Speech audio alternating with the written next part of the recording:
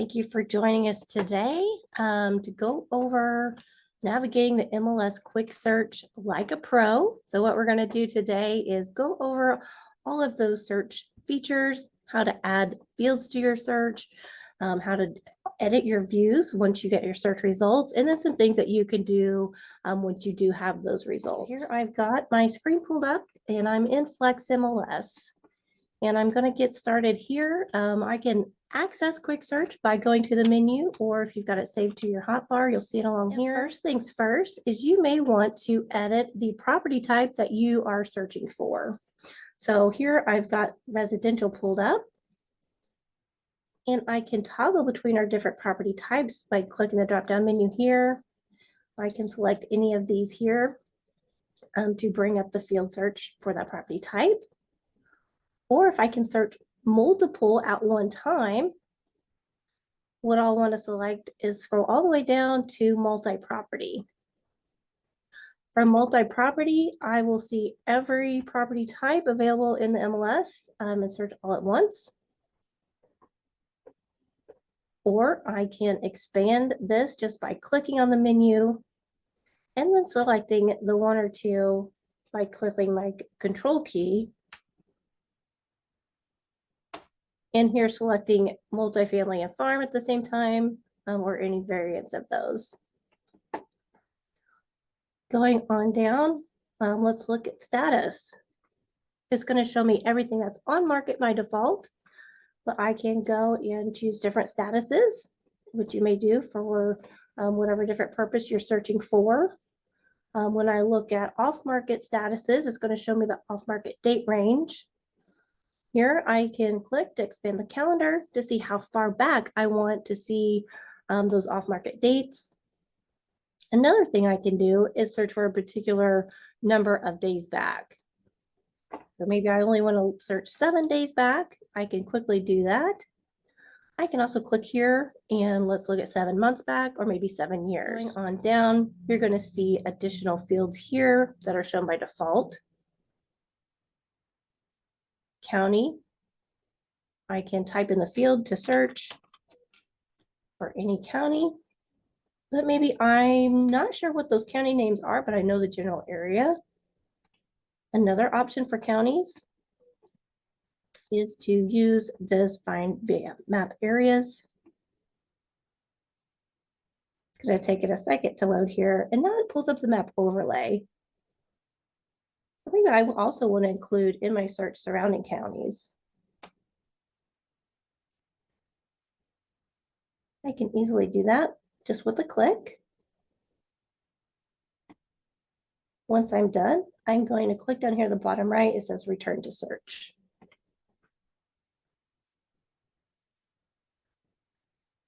Next, you're going to see your search results, but maybe you want to narrow this down even more by a field that's not by default in your list. And that's what this add a field option is for.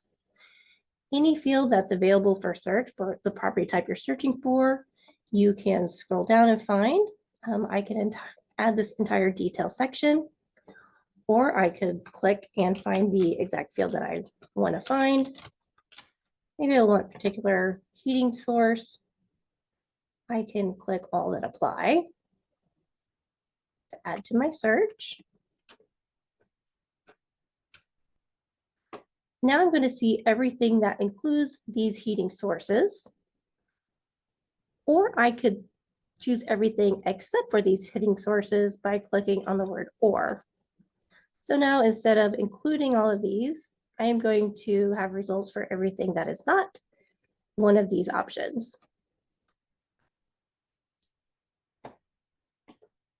Another good tip is to add the field of remarks. Sometimes you may not have an option or there's not a field option for the thing that you're exactly looking for. So the remarks are a great place to go and look for that because you can search by keyword. I can add both marketing remarks and agent remarks to search both private and public remarks at the same time. So by think this is a detail, but we use this as an example. We'll put in pool. If it's something that mentions a pool, that's going to be in the marketing part remarks. That's going to be included in my search results. Or again, I can click not like to exclude anything with those keywords in there. I'm going to close this here. And next, let's take a look at this field. It says MLS number, address, or map overlay. If you've already saved a map overlay of your search area, here's where you're going to find this. I've got a couple here. Maybe I want to add this into my search.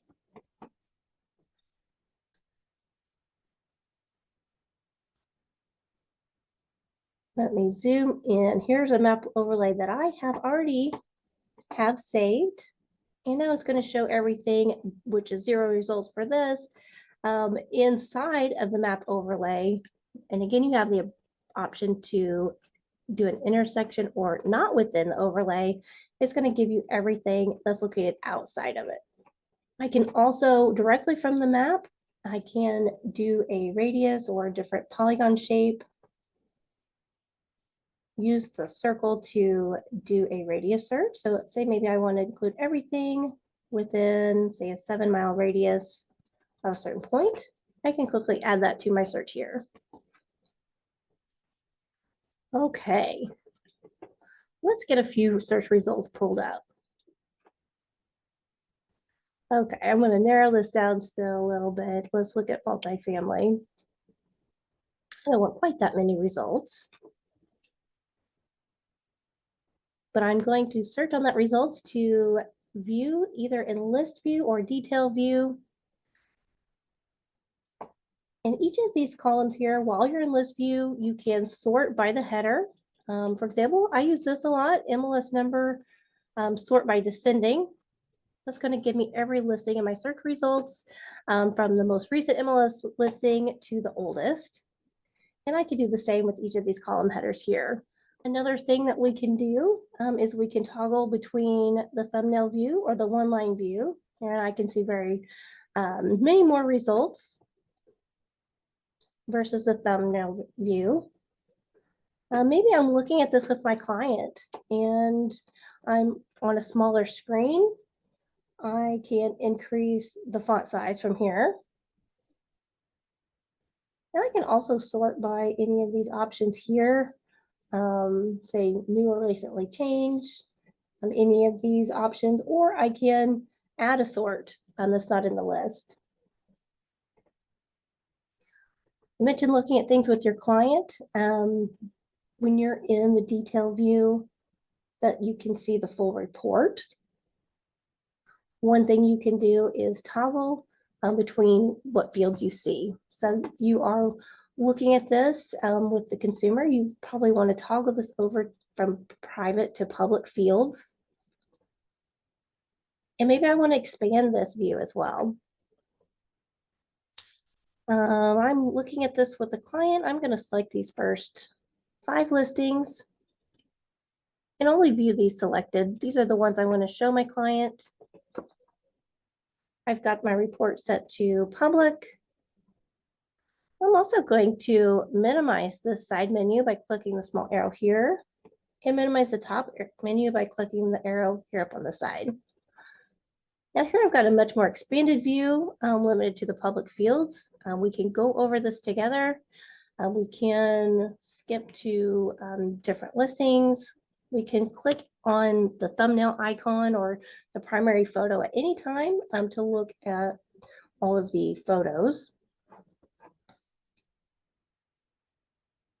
Another thing I could do is I can jump directly to the next listing. So we can take a look at that. And then just click on the arrow here to expand that back open.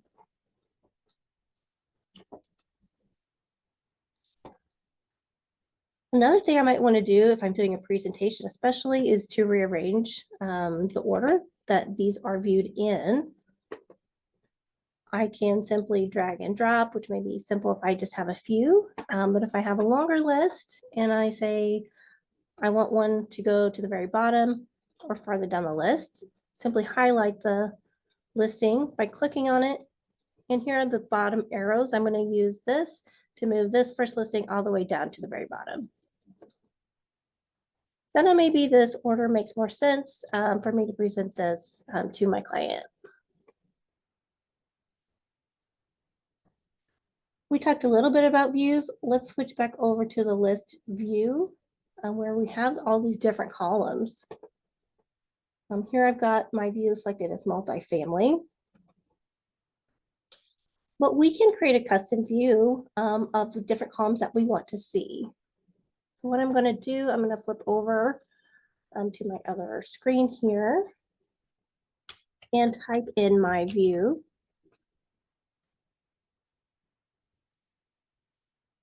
That's under preferences. I click there. Here's all the views I have created. These are available to everyone by default. This is a custom view I created. I could go in and edit this one, or I could completely start from scratch by clicking on new. In the description, this is the name I'm going to give it. Report description, that's going to show up on the listing report. Show photo, do you want to have the thumbnail image in there, yes or no? And then on the next tab here are the fields. Every view you have is going to always have price status and MLS number. But you can scroll through and add the fields that you want to be included as those column headers.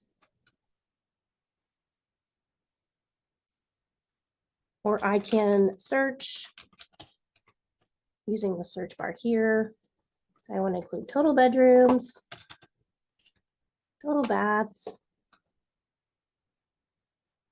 Maybe I'm really interested to know what the breakdown is here. I can add all of those fields or just some. Maybe I didn't want to include those and I want to remove them. All I need to do is click on the red X to remove.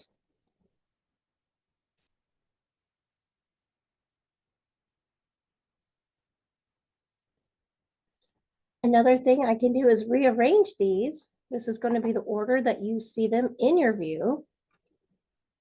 And I can also rename this.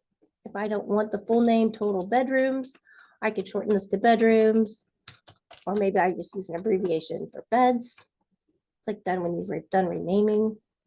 Cumulative days on market, let's change that to CDOM because I know what that means.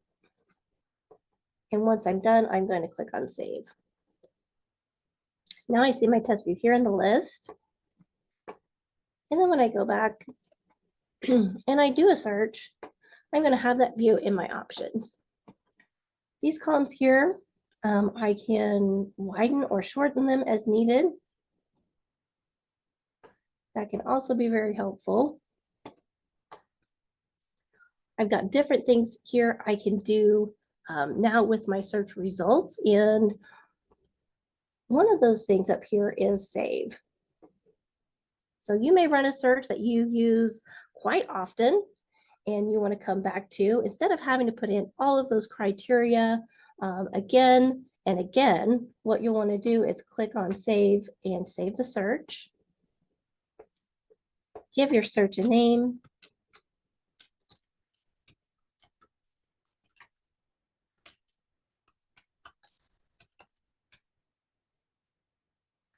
I can associate this with a contact. If I haven't added them yet, I can do it right from here, or I can add it to an existing contact. You can also make yourself the contact if you want to receive a subscription email with new listings that apply to this search. Additional search options. What constitutes as a new listing in your search? Is it only new listings entered in the MLS? Does it also include back on market? You've got some other options here.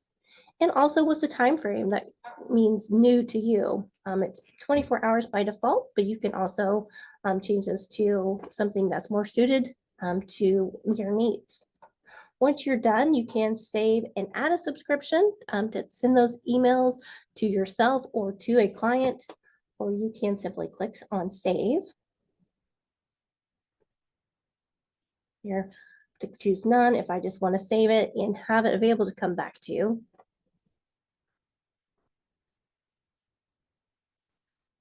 Now once I go in to find my saved search that I've created, I'll go to the menu bar and type in saved. And here I see 4 searches that I have saved, and your list may be much longer than this. I can star or favorite searches that I use most often, and then I can filter by this here and only see those. I can also sort these by either name alphabetically or the date they were last edited, or maybe the least recently edited if maybe I need to delete and clear some of these out. I can delete multiples by checking these boxes and deleting these. I can also use this more option here, and I can rename this. Maybe I use it for one client, but it also applies to another. I'm working with someone new. I can rename it. I can edit the parameters. Maybe it also includes another county, and I had that in the name. I want to include that in the search name. I can see what subscriptions are associated with the search. And rather than clicking into it and then looking at all the search parameters, I can do that right here. Maybe I didn't name it very well and I don't remember what this was for. I can click on my view details, see when I created it, and then all these search parameters that I had added. And maybe I can see it didn't add a city that maybe I want to now include. I can now either click on the title or the arrow button here to open up this search.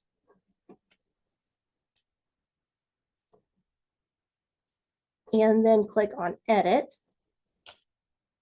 And then that's going to take me back to this menu here. So now I can add in the additional city I wanted to add and then click save again.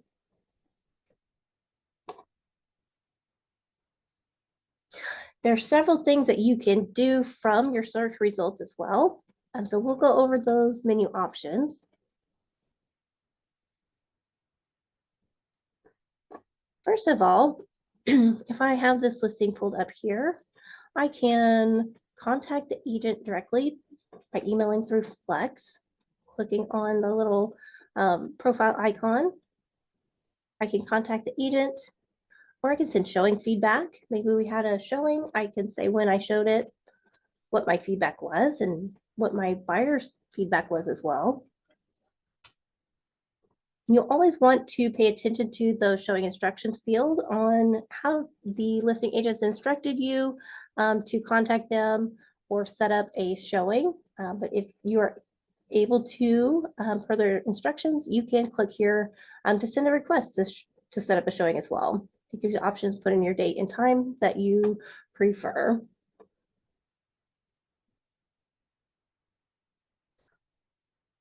I can also select all these results by clicking the checkbox here, or maybe just some of the results. For whatever I have checked, there's a stats option that will give you averages, median, statistics for your search results that you have selected. So for these 3, it's going to give me some reporting and statistical information.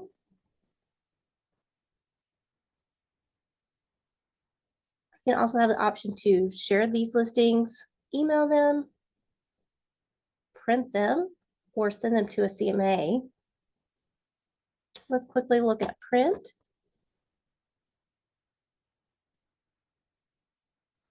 Print, you've got options to print your current listing, the 3 selected or all results, options for public or private reports. Again, if you're doing a flyer or sending these by email to a client, you'll want to make sure that is toggled to public. Maybe I want to do this listing as a flyer. These descriptions are pretty generic, and I want to see what this looks like. I can click preview, and it will load what this flyer template is going to look like before I send it off to a client or I go to print. I can include more report options such as documents or the listing history. Maybe I want to include the map. We're going to maybe go see this property. Again, if I want to see what this view looks like with the map included, I'll hit preview again. And now it shows what that's going to print out in my report. Lastly, Flex used to have an option down here for a PDF, but that now is all included in the print button. So if you are wanting to put your report or your flyer as a PDF, you want to click on print, and then you're going to have printer options. From your printer options, select print to PDF. And when you hit the print button, it's going to bring up your menu to name the file and save it. Last thing I want to go over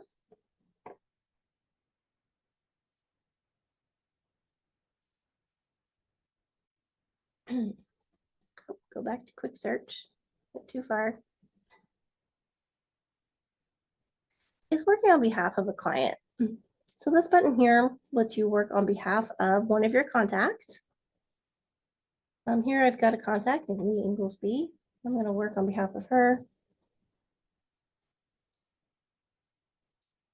And this is what you're going to see as your view when you're working on behalf of a contact. When you're working on behalf of a contact, you can include results into their collections, into their portal. You can also exclude listings that you know won't fit their search criteria, so it won't be it'll be more tailored to what they're looking for.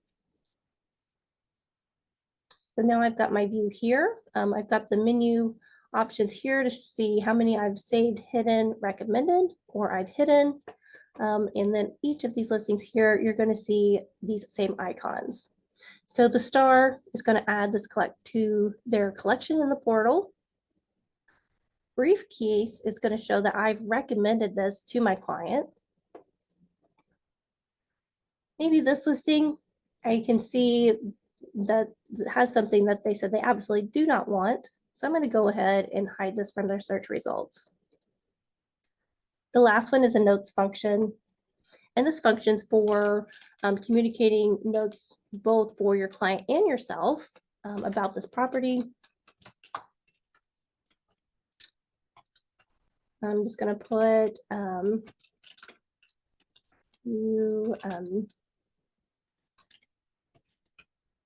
maybe a note about why I excluded this and save my note. And again, that's viewable both by yourself and by your client to communicate with your buyer about these listing results. That concludes everything we're going over today for the search menu. We can get into maybe I'll work on behalf of clients and portals and subscriptions in another session. Thank you for joining us today. If you have questions, feel free to pop that into the Q&A. There is one question. Johnny, when you share with the client, will they be able to see this? I think I've emailed and it didn't allow access to the listing. So yes, you should be able to email the listing to your client. But once the client has the email, they may need to opt in to receive those emails. If they're saying that they didn't get the email or aren't receiving those, they do need to opt in so that your email doesn't start from flags showing as spam. So that's really important as well to make sure that your clients have opted in to receiving that. Is there a way, another question, to search houses with trees? That is a good question. So I don't know off the top of my head. I'll look into that more for you. You may look at acreage. That's one thing you can look at, whether acreage is wooded or cleared by percentage. A keyword might be a good thing to look at as well. I can't recall off the top of my head if that is one of the features. I don't remember seeing it, but if not, then keyword would be the way to go if you're looking for residential and not land. We hope this has been helpful to you. And I don't see any other questions, so we will wrap it and end it at that. We're at time. So thank you again and have a great rest of your day.